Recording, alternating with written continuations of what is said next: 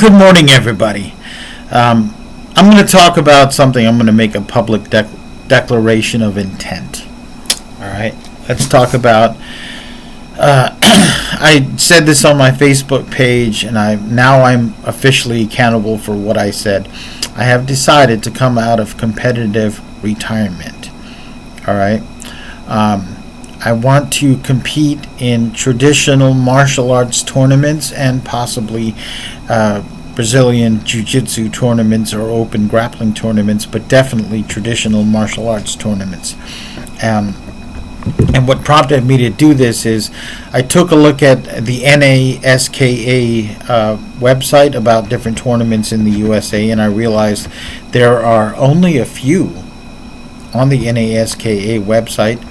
They're spaced out, and from what I've heard, participation is at an all-time low, although rising due to the fact that there was a lockdown and then later on the recovery. Martial arts in general, traditional karate was on the down, and then after Cobra Kai and a few things maybe a little bit up. Brazilian Jiu-Jitsu tournaments, there's a Fuji Sport website, and the Fuji Sport website, there's basically a Brazilian Jiu-Jitsu tournament every weekend in this doggone country on that website.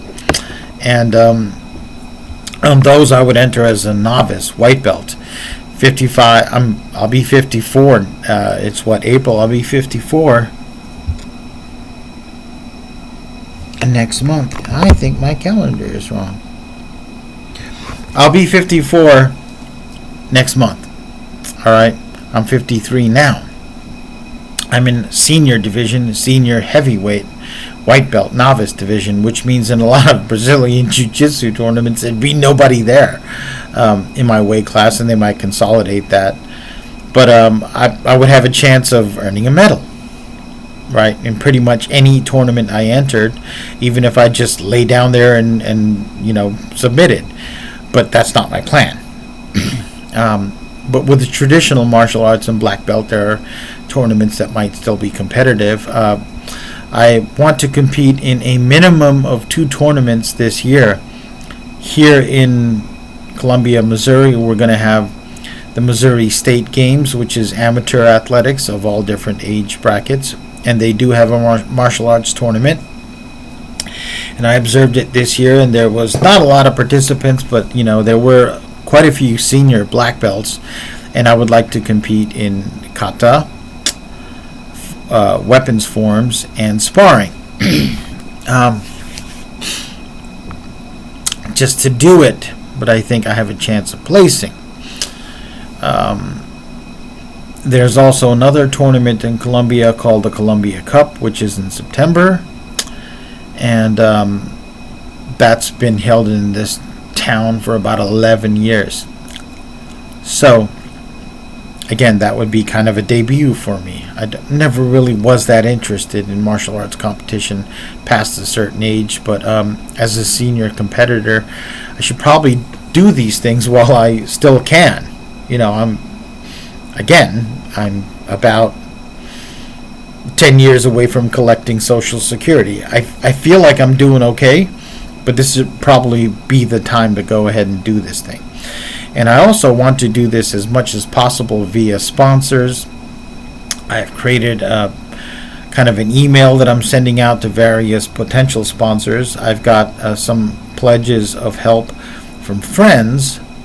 I don't have a Venmo, and I don't have a GoFundMe. I don't really know how to do that. And if I put one up, I'm going to ask people to help me. If any of you want to help me with this and support me in any way, financially would be nice. But there are other ways to help. This is my pledge. First of all, anyone that needs a brand ambassador, a representative, something like that, someone to carry your logo, hawk your product, talk about your product, be official sponsors of particular videos, I would do that. For example, I have about 14 regular subscribers that pretty much watch every video, and if you were to, say, I'll give you X, and I want you to make a video about this and talk about this, I would certainly do it. If you're like, I'm going to send you a product, I want you to look at it and evaluate it, just realize I will evaluate it honestly. If that's what you're asking. If you want to be my official sponsor, well, that's a different thing. Like if, I sent a message to Panda Express because I know they're sponsoring one Brazilian Jiu-Jitsu guy, right? And I saw his webpage, his YouTube channel, and I liked it. And, if Panda Express was like, we're going to support you, we're going to pay for your transportation, your lodging, and your entry fees to go to these events, I would fine. I would hold up the Panda Express logo in every video I made. I'd have, wear the shirt, whatever it took. I mean, that's what professional athletes do. All right. But I definitely will go to the Missouri State Games. That's what I want to do. I definitely want to go to Columbia Cup. I'm kind of adjusting my training for it. You notice there's a skewed view right now because I've moved a lot of my furniture to one corner of the room, and I'm about to begin my workout. And I'll try to keep you guys posted. I'll be training mostly for point style fighting, and at my age, I'm not as bouncy and quick and snappy high kicky as I used to be. I'm going to try to see what I can do to regain, what I can do to develop broken rhythm and deceptiveness and things like that. I have a student, Thomas Schoenberg, his wife, and I are all ATA black belts. We trained under different people. But he said he's going to help me with the sparring because he was at one point was a former black belt sparring champ at the Show Me State Games, and he may come out of retirement to compete. And honestly, he's tall, he's lanky, he's got fantastic kicks, and he'd be a great point fighter. And there's a huge chance that he would place over me, but I wouldn't feel bad because he's also my student, and his wife. They're both tall, lanky, skinny people that look great doing Taekwondo. And I've taught Thomas a lot of my stuff for years. But then we would just be a team. We'd be Team Golden Eagle, right? Unless, some company wants to write big checks, and then we'll be Team whatever, right? As far as the Brazilian Jiu-Jitsu goes, I'd be competing as a novice. There'd probably be a greater chance of me developing a competitive record as a novice heavyweight senior in Brazilian Jiu-Jitsu, only because there's often so little in that bracket. Okay? There's also a tournament in August in Atlantic City, New Jersey, where a former student of mine, and current friend Trifton Camille, who lives in Maryland, said, hey, he could help me get down there, help out with a plane fare. Possibly I could stay at his house, and then we could take a train up to Atlantic City. It's a 3-day tournament. I've had some friend talk about the possibility of maybe helping me, comping me a couple nights at the hotel at Atlantic City. That would be nice. So there are possibilities, but literally, if I had the sponsorship, every weekend I would go to a tournament and fulfill my obligations, promoting products and services via video and via personal appearances. Now, another interesting thing, 2 interesting factors that I had thought about. I'm like, wait, these are possibilities. Number 1.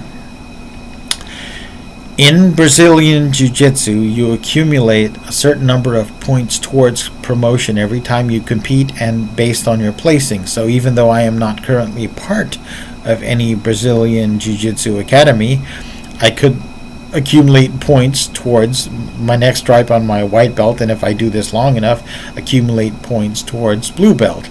That doesn't mean that I would get automatically promoted, although, in theory, let's just, best case scenario, what if I was able to go to a Brazilian Jiu-Jitsu tournament every weekend for a year, and every single time I went, I tapped out the competition? Again, that's a big what if, right?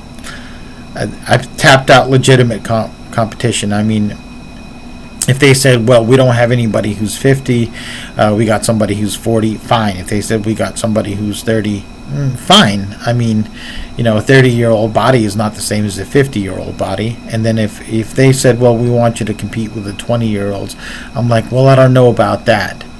Depending on my confidence levels, I'd be like, maybe, why don't you just, if I had the option of saying we can give you a bronze in your age bracket, or we can let you compete with a 20-year-old, I might just opt for the bronze. I don't know if that's an option, of course. I don't know how things are run. But that is conceivable that would be, if I could find a coach in Brazilian Jiu-Jitsu in a situation that I feel comfortable with, we could get more into that later. I could get back into serious training. But, the traditional martial arts, I can train most of it out on my own, except for the point sparring. Tommy might help me. I don't have any reflex timing gear. I'm training very primitive right now, mostly by myself in the air. I hang stuff from a wall on my doorstop, and I practice on my accuracy, things like that. There are heavy bags at Crunch Fitness, and I'm kind of working up the courage to getting back into training publicly. So these are all possibilities. With the point sparring and traditional forms and weapons, I like my Kung Fu forms, and if the main form I'm thinking of doing is Fuk Fu Kyun from Hungar, the second part of Subdued Tiger Fist, which I think is a good tournament form, and it's an efficacious challenge. My other form is Suparenpei from Goju Ryu, which is probably the most complex and longest Goju Ryu form. It's got some cool looking moves. You can throw the kicks high, you can do the jump kick, but because it's long, there's more chance to make mistakes. And it's not like, say, you're doing a Taekwondo form or a long fist form where you have a lot of dramatic moves in a short amount of time, right? And if you can just pull off all the dramatic moves in sequence, boom, it's not a lot of long-term effort, and you have a chance to look really good in front of judges and audience. Weapons form, that's going to require some thought. Now, in terms of material support, here are a few items that if some of you are willing to donate, send me a gift card for, that I would like, that I think would be incredibly helpful in my quest. Number one is a whip chain. A solid whip chain, not a sharp one, but a whip chain, sturdy enough for me to whirl around, and that's a weapon that I've always wanted to compete with, and I would pretty much have to self-teach myself or choreograph my own whip chain form. If anybody anywhere wants to donate, or in exchange for talking about them and their products, a Chinese waxwood spear with a red horsehair tassel, I can't seem to find that on the market anywhere. I desperately, completely, totally want one, and that would be a good candidate for competitive form. I have Chinese style outfits here that, if I was competing, I'd probably go to the tailor and make a few alterations with them. But as far as sparring and karate, what I need is a good size 7 gi. All right, a good solid black gi.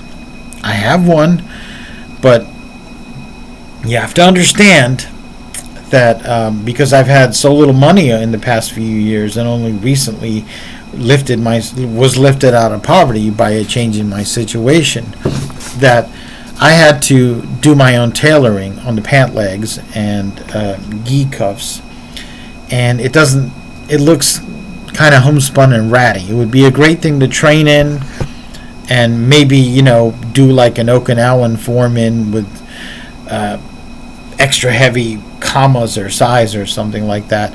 But it's not good for someone that wants to position himself as a brand ambassador or something like that.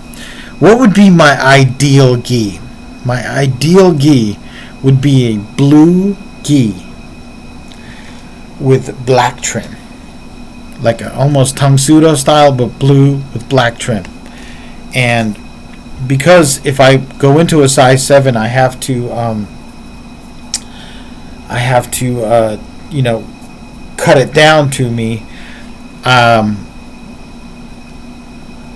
It would take some doing, but if you have the black cuffs on the bottom and on the sleeve, I would take it to the tailor and I'd be like, I desperately need you to take this black trim and put it here, and the black trim on the collar, and that would cost a little money. So aside from the gi, if there could be another donation for that would be really helpful. The other option would be a incredibly solid Tokaido gi, either in black or white, which I know that's a big ask. I know that, but this is a big thing that I'm thinking of doing. All right, and those are all possibilities. If any of you have suggestions for trying to find sponsorship, or if any of you could help be an intermediary, okay, in helping me contact someone, that would be incredibly helpful. Like I said, I don't know how to set up a Venmo account. I don't know how to set up an Instagram account. I don't know how to set up a GoFundMe account. I would need some kind of help. And but right now, definitely June, July, and August appear to be the dates in which I am slated for some traditional style martial art competitions. I also need hand and foot pads, okay? And there's no really good retailers around here where I can do that. Every once in a while something shows up at the Salvation Army and it's already pre-used. There is a Play It Again Sports around here, but I haven't been there in a while. I don't even know if they're still operating or running, but every once in a while they have ATA gear. You see the problem with that. If I'm walking in there with ATA hand and foot pads, then it appears as if I'm representing them. I also have another possibility. If you are a martial arts competitive team, whether it is traditional martial arts, stand-up, karate, taekwondo, kung fu, or a grappling team, or potentially an MMA team. If you provide me with some material support and I go to these tournaments, and even if your team isn't there, if I go there as a representative of you, any potential wins I have would be listed as accomplishments of your team. Now, for most martial arts teams, no one really cares for that. They pretty much want only their people. They don't want affiliates. But if, for example, you're a grappling team, okay, or an MMA team, and I go to grappling tournaments, again, most teams don't have anybody competing in that age bracket. It's not very much a thing. However, if because there's mathematically a higher probability of me placing in divisions where there are less people, that's basic math, people, right? That's mathematics. Then that would be a greater average over the course of a year or a competitive season for your team. That's at least how I'm kind of perceiving it. Maybe that's naive, I don't know. But these are things that I'm doing. I'm officially out of retirement, although I officially haven't started the competition yet because we're in the training phase. Okay? And yeah, I know it's a little embarrassing at this age. I mean, I'm not the young speedster I was. It's tougher to get in shape, but I mean, I'm doing it. I'm in the gym 3 times a week. I'm working out at home. I'm still teaching. I'm on that bike. I'm doing cardio. I'm doing jogging, so on and so forth. I'm doing sprints. I'm doing my kicks and punches. I'm doing my forms. So we're there. Not a lot of guys our age are doing anything. A lot of them are just like, well, time to slow down, time to stop, time to drink a lot of beer, time to vape, maybe they get to the gym and they do some cardio and work on machines, and great for them. I want to encourage by example that those of us who are older can aspire for more and hopefully achieve more. But even if we don't achieve all the things we set out to do, we have achieved aspiring.